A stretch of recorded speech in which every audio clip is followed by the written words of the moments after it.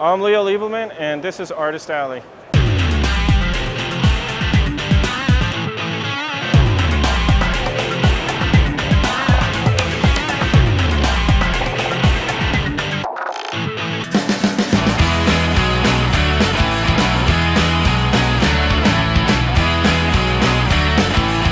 Art was always, since I was a kid, I was always studying art. I got a job pretty quickly after college, and I've been doing it ever since. I like classical painting, and I like that I still have the opportunity to do that. I've always liked fantasy art, swords and sorcery kind of stuff. Surrounded by other artists, I get inspired. I love it when fans come up to me, just talk about what they like, what I like. I just like the whole experience.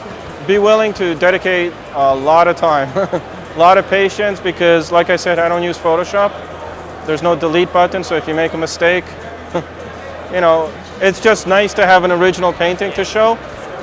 And I think the fans appreciate it, that you really put your heart into it. You got your hands dirty, and I think it shows in the end.